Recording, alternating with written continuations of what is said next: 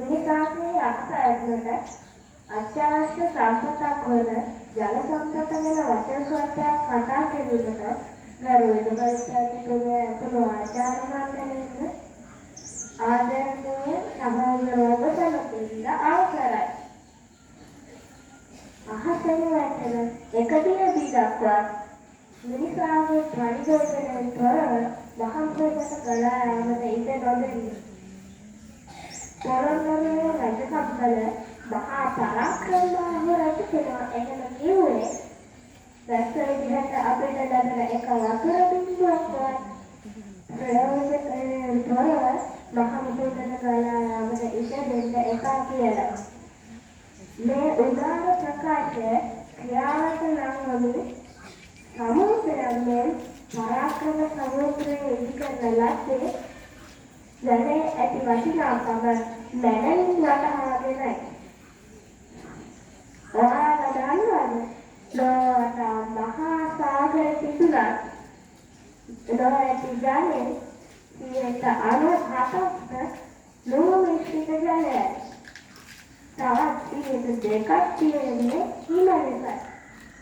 ඒ කියන්නේ අපිට ප්‍රයෝජනයට ගැනීමට ශාක වැඩිවීමට ඉතුරු වී තිබෙන්නේ 100%ක් තරම් සුළු ප්‍රමාණයක්.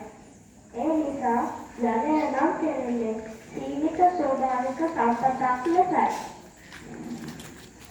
ඔයාලා දන්නවද අපේ ඇඟේ වැඩිපුරම තියෙන්නේ ජලය.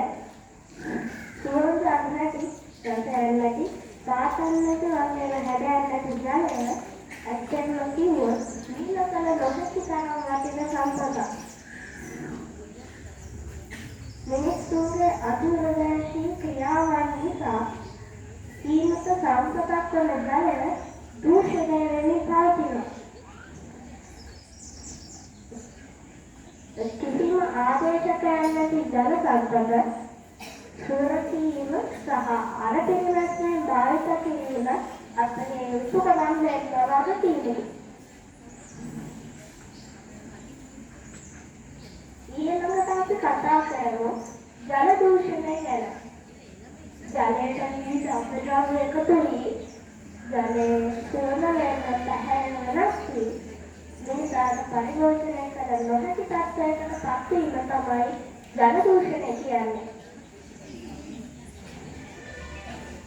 කර්මාන්ත ශාලාවේ විවිධ අපද්‍රව්‍ය ජලයට බැහැර කිරීම, පොලිසින් වලින් කෘෂි රසායනික ද්‍රව්‍ය ජලයට මුල් කිරීම, නාගරික කැණි කසල ජලයට එක් කිරීම සහ පොලිසින් සහ ප්ලාස්ටික් වලින් වතුරන අපද්‍රව්‍ය ජලයට බැහැර කිරීම වගේ අපේ අතුරුදර්ශී ක්‍රියා නිසා තමයි ජලය දූෂණය වෙන්නේ.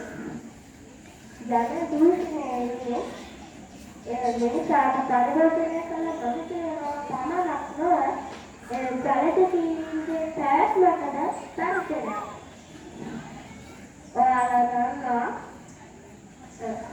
දූෂිත වූ අපිරිසිදු ජලය පරිවර්තනය කළහොත් අපට පාචනය, කොලරාව, අතිසාර, කහවුල, ගුණකාන්විතාවය වගේ ලෙඩ රෝග වැළඳෙන්න පුළුවන් වේ.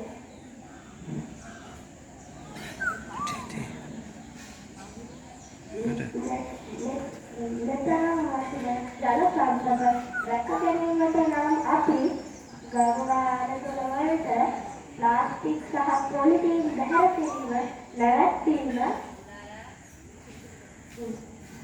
රසායනික පොහොර භාවිතය ආරම්භ කිරීම, කර්මාන්ත ශාලාවලින් සහ ඒස් වලින් බැහැර කරන අපද්‍රව්‍ය ජල මූල වාස්තවයකට බැහැර කිරීමට පෙර පිළිපහළ කිරීම, ජලාශයන්වල පාංශුපාතනය නැවැත්වීමට ජලාශයන්වල වගා කිරීම සහ ජල දූෂණය වී තිබෙන අහිතකර ප්‍රතිඵල ගැන ප්‍රජාව දැනුවත් කිරීම වගේ ක්‍රියාමාර්ගවල යෙදිය යුතුයි. ගංගා ඇමෙරිකාවලින් තිබෙන ශ්‍රී ලංකාව වැනි රටක ඉපදීමට අපරාධ භාග්‍යයකි. ලෝකයේ පුරා බොහෝ රටවල් කාන්තාර දක්නට ලැබෙනවා. කාන්තාරයේ යන්නේ ඉතාමත් අඩු ප්‍රදේශයක්. එහි පතකරි ශිෂ්ටකලාපීයක පමණයි ලැබෙන්නේ. එහි ජීවත් වීම මිනිසුන්ට ඉතා දුෂ්කරයි. මිනිස්සු දිගින් දිගටම සිදු කරන රැස්කැටීම නිසා පොළොවට ජල උල්පත් තිබී දවසක් මේ සුන්දර රටක ශ්‍රී ලංකාව කාන්තාරයක් වෙන්නට පුළුවන්. ඉදිරි අනාගතය ගැන කල්පනා කරමින් බුද්ධිමත් වෙමින් අපි සැමම එකතු වී අපගේ ජීවය වන ජල සම්පත සුරකිමු.